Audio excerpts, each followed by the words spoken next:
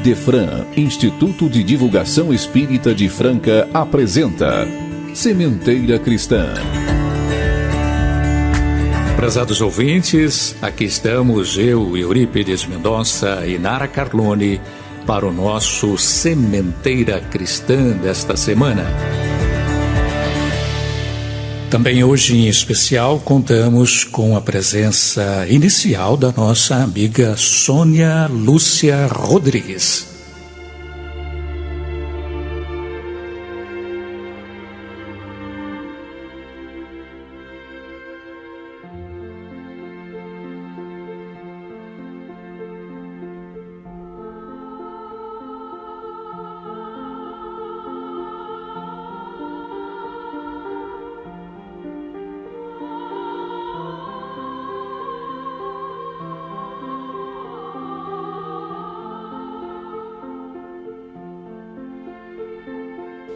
Senhor, aqui estamos inicialmente para agradecer pela vida, pelos amigos, pela família que nos ampara. Agradecemos ainda por sua bondade que nos tolera as faltas e erros, oferecendo-nos incessantemente a oportunidade de reparar, de refazer. Mas rogamos, amplia em nós o desejo sincero de melhora, de coragem e aceitação aos desígnios do Pai. Ajuda-nos a queixar-nos menos e trabalhar mais, a errar menos e esforçar-nos mais, a reclamar e censurar menos e auxiliar mais. Sob sua proteção e bondade, queremos realizar o melhor, começando com passos lentos, mas seguros, com ações simples, mas sinceras e com gestos pequenos, mas que alcancem a vontade do Pai na vida de todas as criaturas. Transforma, Senhor, a treva dos nossos caminhos em flores de esperança e otimismo, e as dores e tristezas em clarões brilhantes de alegria e paz. Que todos os que ouvem o Sementeira Cristã recebam as vibrações de Jesus em seus corações. Assim seja.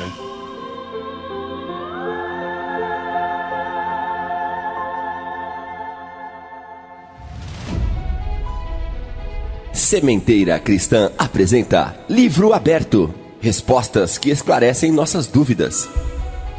No Livro Aberto, vamos destacar a questão 789 de O Livro dos Espíritos. Pergunta: o progresso reunirá um dia todos os povos da Terra numa só nação?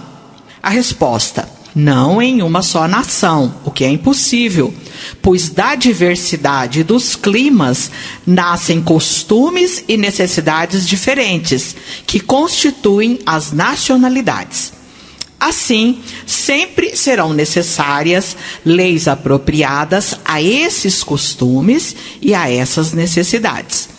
Mas a caridade não conhece latitudes e não faz distinção dos homens pela cor. Quando a lei de Deus se constituir por toda parte, à base da lei humana, os povos praticarão a caridade de um para outro, como os indivíduos, de homem para homem, vivendo felizes e em paz, porque ninguém tentará fazer mal ao vizinho ou viver às suas expensas.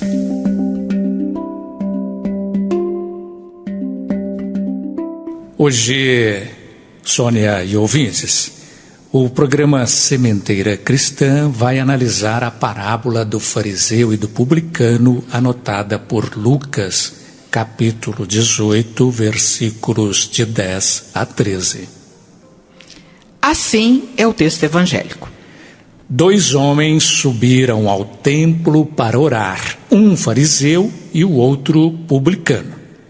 O fariseu, estando em pé, orava consigo desta maneira: Ó Deus, graças te dou, porque não sou como os demais homens que são ladrões, injustos e adúlteros. Não, ainda como este publicano. Jejuo 2 vezes na semana e dou os dízimos de tudo quanto possuo. O publicano, porém, estando em pé e a alguma distância, não ousava levantar os olhos ao céu, mas batia no peito, dizendo: ó Deus, tem misericórdia de mim, pois sou pecador. Digo-vos, disse Jesus, este desceu justificado, o publicano, para a sua casa, e não o fariseu, que é aquele. Porque aquele que se exalta será humilhado, e aquele que se humilha será exaltado. Podemos ler uma mesma mensagem bíblica 1000 vezes e ainda na vez seguinte entender que aquela mensagem falará algo novo para nós. Este é o poder vivo que somente a mensagem divina contém. Jesus, através das parábolas, ensina ao nosso coração tudo aquilo que precisamos para ser muito mais felizes do que temos sido até o presente momento. Pois o Evangelho é remédio certo e sem contraindicações para o nosso coração e tem o poder de penetrar em regiões íntimas do nosso ser. Vejamos o significado desta parábola.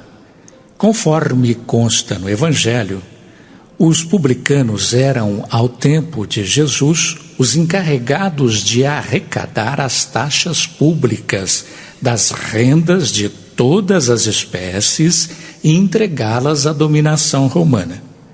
Os judeus dificilmente aceitavam, e o que mais causava irritação entre eles é que os cobradores pertenciam ao próprio povo judeu. Os judeus tinham horror ao imposto e, por consequência, a todos os que se encarregavam de arrecadá-lo. Esse era o motivo da aversão pelos publicanos, de todas as categorias, entre os quais encontravam-se pessoas estimáveis, mas que eram desprezadas por sua função. Os judeus bem considerados julgavam-se comprometer se tivessem relação com eles. Quanto aos fariseus, consta também no Evangelho, eram os seguidores de uma seita que ensinava que a fé só é dada pelas Escrituras. A origem desta seita remonta a 180 até 200 anos, mais ou menos, antes de Cristo. A seita dos fariseus foi conservada até o ano 70 depois de Cristo, quando seu nome desapareceu com a dispersão dos judeus. Os fariseus desempenhavam um papel ativo nas controvérsias religiosas. Eram observadores das práticas exteriores do culto e das cerimônias, inimigos de inovações e rígidos nos princípios. Mas, apesar da aparência de uma devoção meticulosa, escondiam costumes dissolutos, muito orgulho e excessivo desejo de dominação. Eram muito poderosos em Jerusalém. A seita farisaica, isto é, a religião dos fariseus, era a mais prestigiada no tempo de Jesus. Era também a mais influente e a mais dominadora. A religião para eles era uma espécie de aparência de virtudes. Eram hipócritas, inimigos de todos que os contrariavam. Os fariseus tinham uma aversão especial aos publicanos, a quem consideravam gananciosos e também porque não gostavam de pagar o imposto aos romanos, e a eles cabia lhes fazer a coleta. Jesus, que prezava a simplicidade e as qualidades do coração, que ensinava a ver na lei o espírito que vivifica e não a letra que mata, entregou-se durante toda a sua missão a desmascarar a hipocrisia dos fariseus. E, em consequência, estes se tornaram seus inimigos ferrenhos. Por conta desse ódio, eles se uniram aos sacerdotes para revoltar o povo contra ele e levá-lo ao sacrifício. Por isso, Jesus julgou acertado propor esta parábola, cujas principais figuras eram um fariseu e um publicano.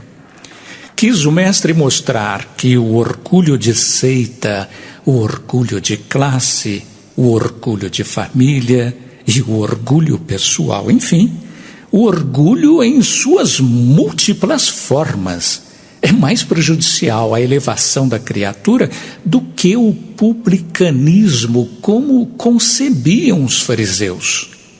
Quis demonstrar ainda que, apesar de seus defeitos, o publicano expressava um verdadeiro gesto de humildade, o que não acontecia com o fariseu.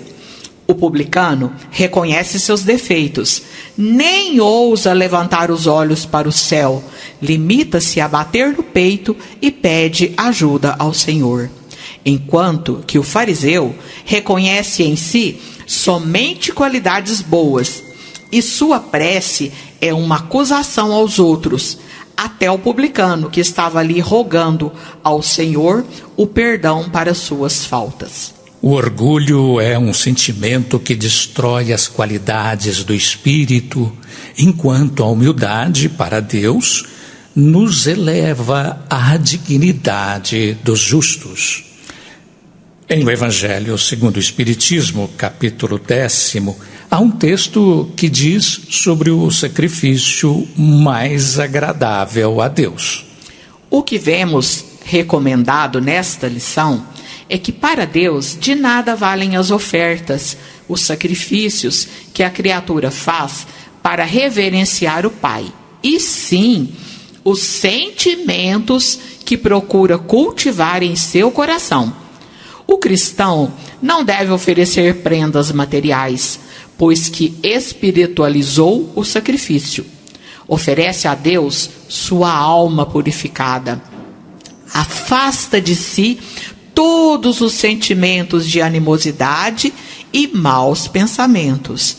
Entrega-se na oração com a pureza que deve pautar ao entrar em sintonia com Deus. Voltando à parábola, contou Jesus que 2 homens subiram ao templo para orar. Entendido como um espaço sagrado, o templo é local destinado às práticas religiosas, ao louvor, agradecimento e súplicas dirigidas a Deus. É sempre visto como um local de oração. Esta atitude de subir significa muito para os aprendizes do Evangelho.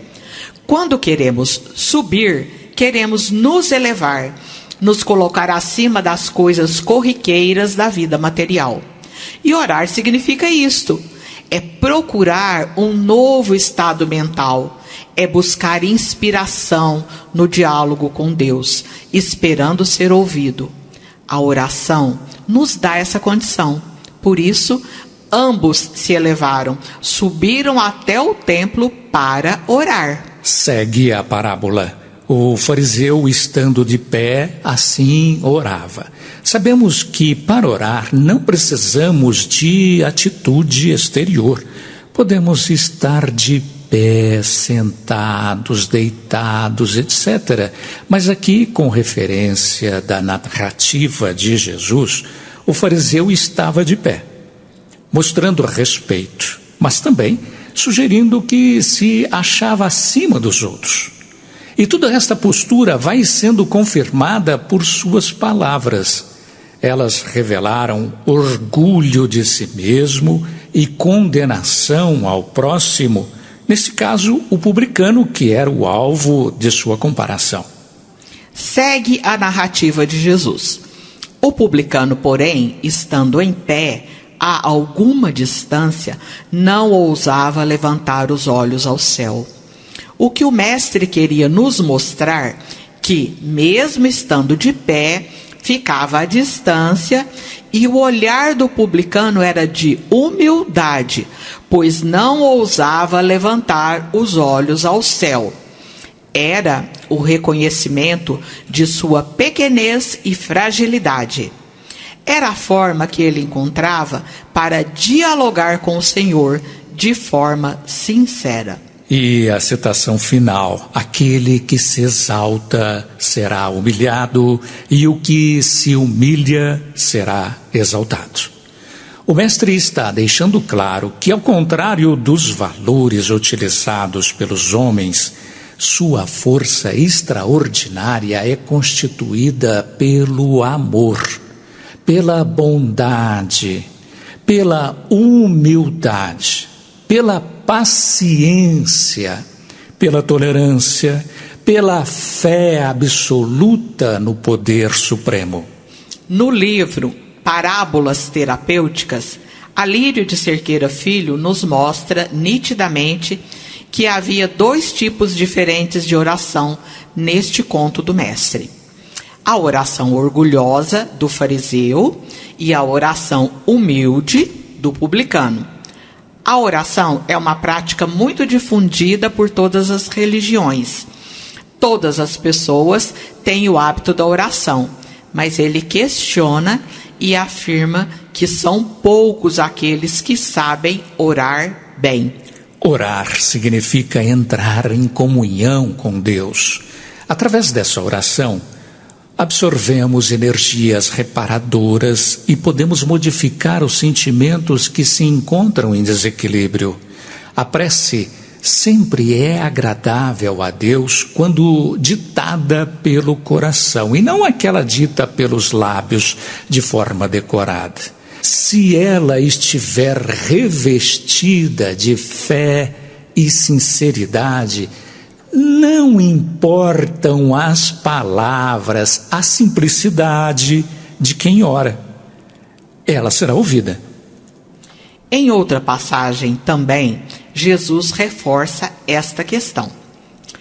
E quando orardes, não sejas como os hipócritas, que se comprazem a orar em pé nas sinagogas e nas esquinas das ruas, para serem vistos pelos homens. Em verdade, estes já receberam a sua recompensa. Mas quando orares, entra no seu aposento e, fechando a porta, ora ao Pai, que vê o que está oculto e te recompensará. Aqui Jesus fala do templo íntimo, centro de nossas cogitações íntimas e autênticas, onde trazemos gravados nossos sonhos e ideais. E, orando, não useis de vãs repetições, como os gentios, que pensam que por muito falarem serão ouvidos. Antes, ora ao Pai, e Ele, que sabe o que te é necessário, te atenderá antes de lhe pedires. Ora, entrar no aposento e fechar a porta significa olhar para dentro de si mesmo, buscar a sua essência, o seu íntimo. Esta prece expressará a comunhão sincera com Deus e demonstrará a fé que possui nele.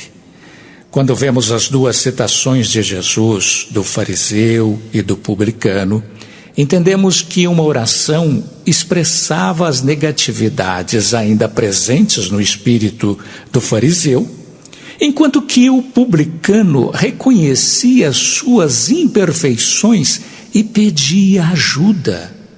Existem muitas pessoas que, como os fariseus daquele tempo, acreditam que, tomando uma atitude exterior, frequentando seus cultos, missas, reuniões públicas em centros espíritas, etc., e fazendo suas orações apenas com os lábios, estão quites com a obrigação de adorar a Deus.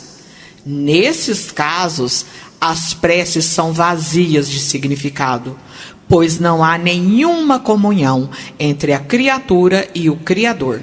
Outro ponto importante nesses relatos de Jesus é que não há necessidade de orar muito. Muitas pessoas acreditam de forma simplória que é preciso orar muito. E muitas vezes as orações se tornam ladainhas repetitivas, sem nenhum sentido profundo do coração. Pessoas assim possuem uma crença cega, onde pedem acreditando que Deus, solícito, vai atendê-las. Em sua maioria são criaturas ansiosas, desesperadas e ignorantes, esperando um Deus que resolva seus problemas de doença, de dor, de relacionamento ou financeiros, que são tão comuns a todos nós. Muitas vezes, também, estas orações são frutos do fanatismo, crendo que Deus resolve nossos problemas, sem entenderem que cabe a nós fazermos a nossa parte, conquistando por nós mesmos nosso crescimento espiritual. Voltando à parábola, reconheçamos que o mestre queria nos apontar que o orgulho é o elemento mais prejudicial à nossa elevação espiritual e que a humildade é a grande conquista do espírito. O fariseu põe-se a exaltar os próprios méritos, as boas ações que faz, e nisso se resume sua oração. A oração tem expressões infelizes que refletem, sobretudo, orgulho religioso e vaidade perniciosa. Trata-se mais de uma vaidosa autolouvação. Revela preconceito e discriminação quando se compara com o publicano, e imaturidade espiritual. O foco de suas manifestações é o culto externo. O publicano, de forma diferente, demonstra a humildade que possui, reconhecendo suas próprias imperfeições, e exclama: Senhor, tende misericórdia de mim, pois sou pecador. E conclui Jesus que este saiu do templo justificado. Apresenta atitude de respeito e humildade ao dirigir-se em prece a Deus. Não havia desejo de ser ouvido por ninguém além de Deus. Demonstra que conhece seus defeitos. Na cultura judaica, bater no peito era um sinal externo de demonstrar a dor na sua alma. Ele reconhecia sua natureza de pecador e estava angustiado por isso. Ainda alguns pontos devem ser ressaltados na lição apresentada. Para Deus, não basta que nos mostremos rigorosos no cumprimento de determinadas regrinhas de bom comportamento social. É-nos necessário reconhecer que somos todos irmãos e nunca nos julgarmos superiores ao nosso semelhante, por mais culpados e miseráveis que pareçam, tampouco desprezá-los, porque isso se constitui em falta de caridade.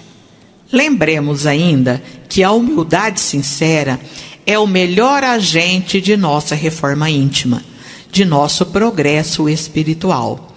Atrai sobre nós as bênçãos divinas e a ajuda do nosso espírito protetor. Percebendo o nosso propósito de crescer e melhorar, nos propiciam o amparo preciso para alcançarmos novos patamares de evolução. A humildade é virtude muito esquecida entre as criaturas humanas. Entretanto, sem humildade, como podemos ser caridosos com o nosso próximo? Saibamos, pois, que esse sentimento nivela os homens, dizendo-lhes que todos são irmãos que se devem auxiliar mutuamente e os induz ao bem. Sem a humildade, apenas nos adornamos de virtudes que não possuímos, como se trouxéssemos um vestuário para ocultar as deformidades do nosso corpo. Outro ponto significativo desta parábola está retratado no seguinte ensinamento de Jesus: nem todo o que diz Senhor, Senhor, entrará no reino dos céus, mas sim o que faz a vontade do meu Pai. E isto é, de que vale chamar por Jesus, louvá-lo, quando não lhe segue os preceitos? Podem-se reconhecer cristãos, aqueles que, através de atos exteriores de devoção, mantêm o egoísmo, o orgulho e a vaidade? São seus discípulos aqueles que passam os dias a rezar, mas não se tornam melhores, mais caridosos ou mais indulgentes para com o seu semelhante? Estas pessoas podem enganar os homens, mas jamais enganam a Deus, que sabe o que se passa no íntimo de todas as criaturas. O reino de Deus é para os mansos, humildes e caridosos. Não é com a multiplicidade de nossas palavras, das nossas genuflexões e os atos exteriores que vamos alcançar a sintonia com o Senhor.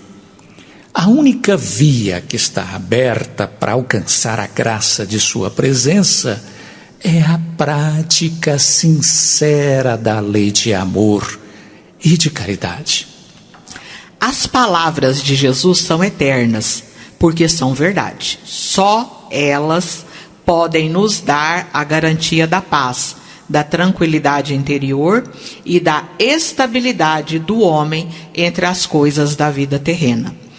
Eis porque todas as instituições humanas, políticas, sociais e religiosas que se apoiarem nas palavras de Jesus serão estáveis, e os homens as conservarão, pois nelas encontrarão a felicidade. Concluindo, podemos considerar quais os malefícios do orgulho, quais os benefícios da humildade. Que tal mudar do orgulho para a humildade? A arrogância e o orgulho estão ainda muito presentes em nós. Uns já ultrapassaram estes sentimentos. Outros estão lutando para vencê-los, e há aqueles ainda que não se preocupam em mudar, não despertaram para esta necessidade. Vamos descobrir nossos problemas internos e lutar por combatê-los. Com o tempo, nosso despertar chega e saímos dessa faixa vibratória, porque queremos viver de maneira diferente.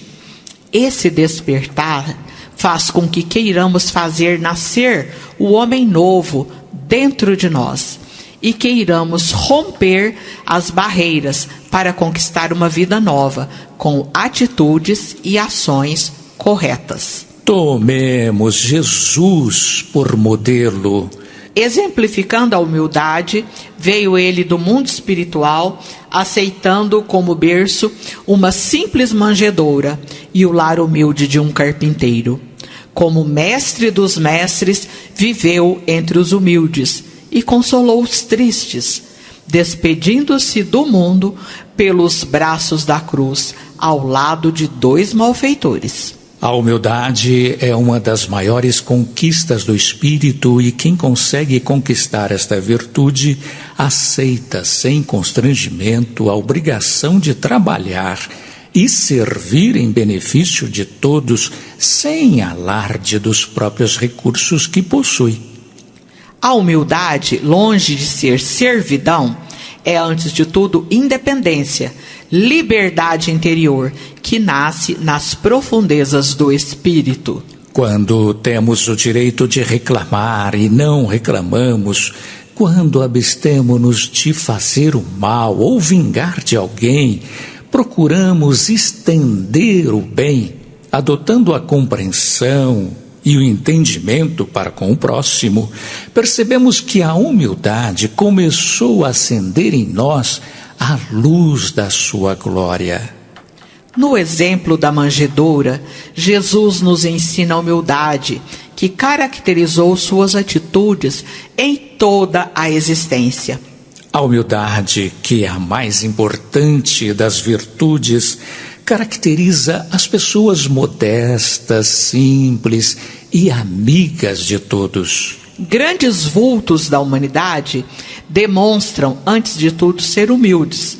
Como exemplo, temos Sócrates, Gandhi, Maria, mãe de Jesus. É importante notar que ser humilde não é viver na miséria. O pobre que é humilde sabe aceitar sua situação com resignação, e o rico, que é humilde, sabe aproveitar sua riqueza em favor do próximo, porque, acima de tudo, a humildade é riqueza espiritual.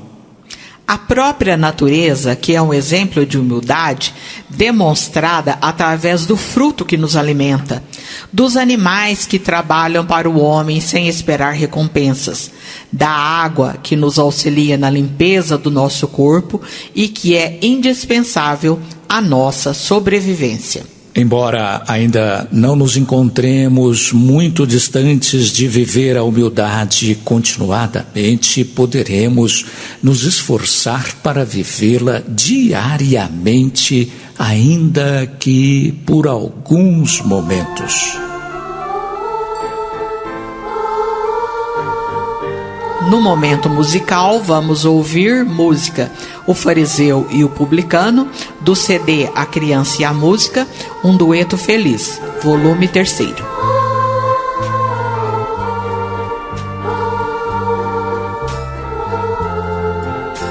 Dois homens entraram no templo para rezar.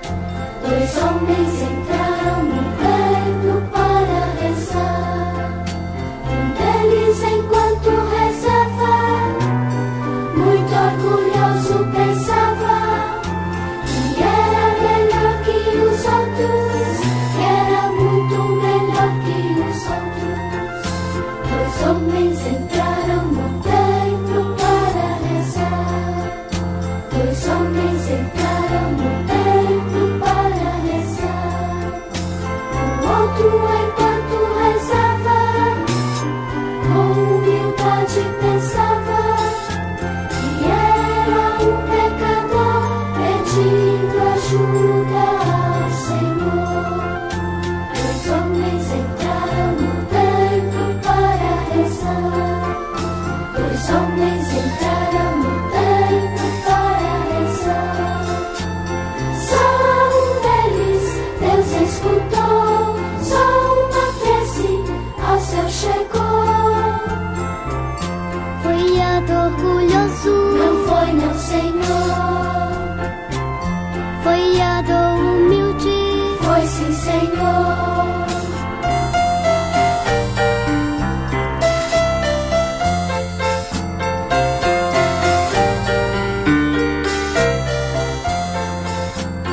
Só um deles Deus escutou, só uma prece ao céu chegou. Foi a do orgulhoso, não foi não, Senhor. Foi a do humilde, foi sim, Senhor. Foi a do orgulhoso, não foi não, Senhor. Foi a do humilde, foi sim, Senhor. Foi a do orgulhoso, não foi não, Senhor. Sementeira em Foco.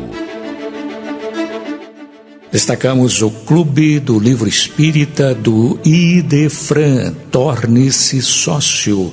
Você poderá usufruir de descontos na livraria do Idefran e também utilizar da biblioteca, que oferece cerca de 6.000 títulos sobre doutrina espírita. E vejam que são várias opções mensais: história, romance, mensagens, livros infantis, livros de estudo. Tudo para você adquirir por um preço muitíssimo barato. Ligue já 16 3721 8282 ou consulte o site www.idefran.com.br. Torne-se associado. Clube do Livro Espírita Idefran. CHB Idefran, telemensagens. Utilize deste recurso e ouça mensagens de reconforto, paz e fé. Disque 16 3713 0299. 24 horas no ar. Ouvintes, hoje iniciará o encontro de evangelizadores e educadores espíritas da USE Franca. A noite de abertura será online. Participe, entre no canal da USE Franca às 19 horas. Este evento acontecerá no período de 22 a 27 de janeiro próximo, na Fundação Educandário Pestalozzi, Unidade 1, Centro, de forma presencial. O tema é o Evangelho, histórias que transformam vidas. Mas, como na abertura, teremos duas atividades através do canal YouTube USE Franca. Na segunda-feira, dia 23, às 19h30, a apresentação de Cacá Rezende. E, na sexta-feira, também às 19h30, haverá live com Lúcia Moisés, do Rio de Janeiro, na área específica para evangelização de crianças com necessidades especiais, com foco no autismo. Todo o conteúdo abrangerá orientações para evangelização de bebês, educação no ventre e projeto de adoção. Teremos ainda orientações para iniciantes no trabalho de evangelização e todo um programa de aprofundamento para aqueles que já trabalham com evangelização. Participe! Queremos convidar todos os ouvintes a assistirem no próximo Sementeira Cristã a entrevista com a professora Ana Luísa Papacídero Martins. Ela já esteve no programa em novembro último e, por falta de horário, não pôde concluir algumas ideias que havia preparado.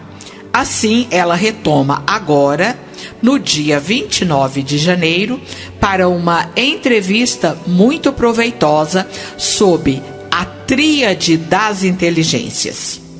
Estejam todos conosco. Histórias transformando vidas. A história sempre nos atrai, seus personagens, suas experiências. Uma história traz muitos ensinos. Histórias transformando vidas. Vamos ouvir do livro A Luz Dissipa as Trevas, adaptação de Paulo Daltro de Oliveira, O Acusado. Quem interpreta é Tales de Andrade. Conta uma antiga lenda da Idade Média que um homem muito religioso foi injustamente acusado de ter assassinado uma mulher. Na verdade, o autor era uma pessoa influente do reino e por isso, desde o primeiro momento, procurou-se um bode expiatório para acobertar o verdadeiro assassino. O homem foi levado ao julgamento, já temendo o resultado, a forca. Ele sabia que tudo iria ser feito para condená-lo e que teria poucas chances de sair vivo daquela história. O juiz também estava combinado para levar o pobre homem à morte. Simulou um julgamento justo, fazendo uma proposta ao acusado que provasse sua inocência. Disse o hábil juiz: sou de profunda religiosidade e por isso vou deixar sua sorte nas mãos do Senhor. Vou escrever num pedaço de papel a palavra inocente e no outro pedaço de papel a palavra culpado. Você sorteará um dos papéis e aquele que sair será a sentença. O Senhor decidirá o seu destino. Sem que o acusado percebesse, o juiz preparou os dois papéis, mas em ambos escreveu culpado, de maneira que naquele instante não existia chance nenhuma de o acusado se livrar da forca. Não bastavam alternativas para o pobre homem. O juiz colocou os 2 papéis em uma mesa e mandou o acusado escolher um. O homem pensou alguns segundos e, pressentindo a vibração, aproximou-se confiante da mesa. Pegou um dos papéis rapidamente, colocou-o na boca e engoliu. Os presentes ao julgamento reagiram surpresos e indignados com a atitude do homem. Mas o que você fez? E agora? Como vamos saber qual a sua sentença? É muito fácil, respondeu o homem. Basta olhar o outro pedaço que sobrou. Saberemos que acabei engolindo o contrário. Quando abriram, estava escrito culpado. Imediatamente o homem foi liberado. Pensadores e suas reflexões. Pensadores e suas reflexões. Vamos ouvir, com Haroldo Dutra Dias, a percepção do amor. Quando falamos em amor, é preciso reconhecer que todos nós aqui, possui a sua faixa de percepção espiritual e possui as suas experiências no que diz respeito ao sentimento. Então eu posso falar particularmente de um amor que me diz respeito, que diz respeito às minhas experiências, como a Jussara pode falar das dela. Mas a pergunta é disso que estamos falando? É disso que estamos falando? Se falamos de uma religião da nova era, e se essa religião é cósmica e é do amor e da verdade, de que amor dizemos? Seria lícito aqui, utilizando a oportunidade que a providência divina me concedeu, ao colocar esse microfone nas minhas mãos, impor a todos que estão aqui, ou influenciar todos que estão aqui, a viver uma experiência de amor que seja minha? Estabelecer parâmetros, regras, condicionamentos que digam respeito à minha experiência particular? É lícito fazer isso? É, tudo me é lícito. A pergunta é se convém. Então nós temos buscado corrigir isso. Mas digamos também da experiência da sabedoria. Cada um de nós, na sua jornada evolutiva, dedicou-se a determinada área do conhecimento. E é natural que cada um aqui colha os frutos justos daquilo que investiu. Porque quem planta, colhe. Muitos aqui gastaram sucessivas vidas aprimorando a sua inteligência na arte, na literatura, na religiosidade, na política, na economia, na matemática. E é muito natural que quando suba a esse palco e fale para as pessoas, queira impor o seu modo de pensar, o seu raciocínio e a sua experiência, acreditando que a sua sabedoria é universal. Idefran, o amor está no ar. E excluindo todos aqueles que pensam, nem que seja um pouquinho diferente do que pensa a própria criatura. E nós poderíamos vir aqui trazendo inúmeras interpretações, frutos da nossa inteligência, da pequena sabedoria acumulada, porque cada um tem a sua sabedoria, as suas experiências, o seu raciocínio. Mas isso é lícito? É lícito. É lícito. Eu não sei se convém. Não sei se convém. Isso é muito sério, porque nós podemos passar 50, 60, 70 anos no espiritismo fazendo experiências particulares. Então eu venho aqui para seguir o que o Haroldo sente, o que o Haroldo pensa, o que a Jussara sente, o que a Jussara pensa. Esquecidos de que nós comparecemos aqui não como padrão de amor e de sabedoria, mas como instrumentos da providência divina, para que a espiritualidade superior tenha voz. através dos mecanismos sofisticados e sutis da intuição. Pelo menos é o nosso propósito. Não sei se vou conseguir por todo o tempo da exposição, mas o meu desejo nesse momento é de ser um veículo da espiritualidade superior para que ela fale por mim. Então, por favor, pare de olhar para mim, porque eu não vim aqui falar do que eu faço, eu vim aqui falar do que eu busco. Sementeira Responde. Esta sessão é dedicada a questionamentos de ouvintes. Participe. radioidefran@idefran.com.br. Em Sementeira Responde, hoje vamos atender ao nosso prezado ouvinte José Antônio, que perguntou à equipe do Idefran: é possível, nesse mundo cheio de vícios, conquistarmos as nossas virtudes? Vejamos a resposta, meu caro José Antônio, através da nossa amiga Cristiane. Na questão 909 do Livro dos Espíritos, Kardec pergunta se o homem poderia sempre vencer suas más tendências pelos seus esforços. Os espíritos benfeitores respondem que sim, e algumas vezes por fracos esforços. É a vontade que lhes falta. E encerram a resposta com o seguinte comentário: quão poucos dentre vós fazem esforços. Sabemos o que é virtude e o que é vício, mas como saber se estamos sendo virtuosos? Dispomos de alguns recursos que nos permitem esta avaliação. Dispomos da razão, da inteligência e do livre-arbítrio. E ligada a essa condição de escolha, temos a vontade. Associada a esses fatores, contamos ainda com a fé raciocinada, que é a compreensão do nosso dever moral em relação a Deus e a nós mesmos. Kardec pergunta aos orientadores espirituais se esses vícios são irresistíveis e eles respondem que não. Acrescentam, nos alertando, que algumas pessoas dizem querer resistir, mas falta-lhes a vontade real e seus espíritos, pelas suas condições inferiores, se comprazem nessa situação. E aquele que procura reprimi-los realmente já compreende a natureza espiritual, e isso é um triunfo do espírito sobre a matéria. A melhor maneira de resistir ao mal é, portanto, conhecendo-se. E como fazê-lo?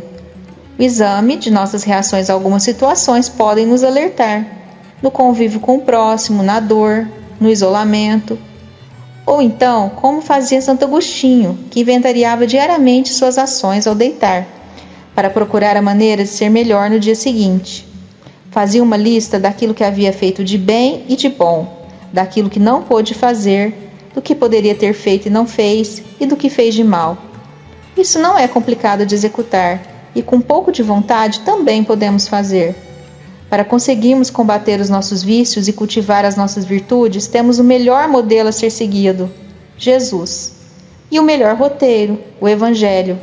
O importante é não desistirmos da tarefa da nossa reforma íntima e seguirmos passo a passo na lei do progresso. Boa jornada a todos!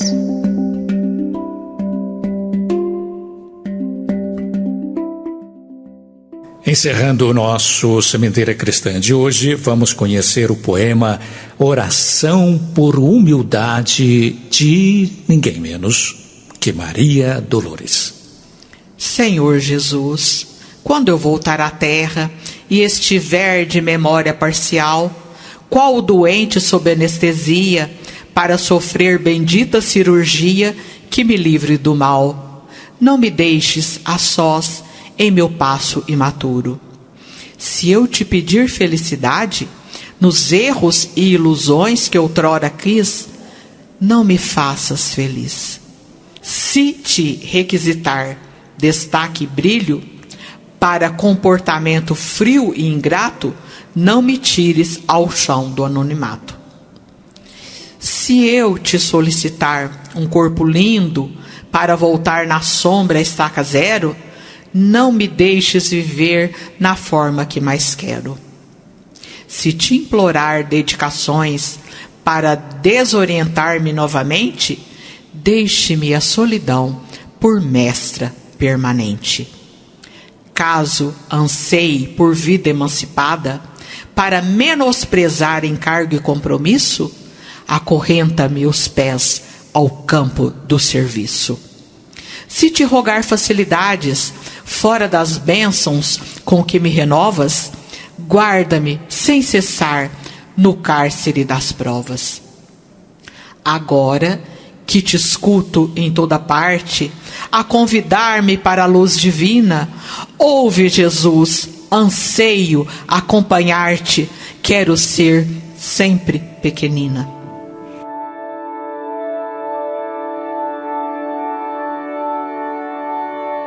Agradecemos a audiência e convidamos a todos os ouvintes a estarem conosco com Sementeira Cristã, todos os domingos, às 9 horas, pela Rádio Idefran e canal YouTube. Idefran, o amor está no ar. Idefran apresentou Sementeira Cristã.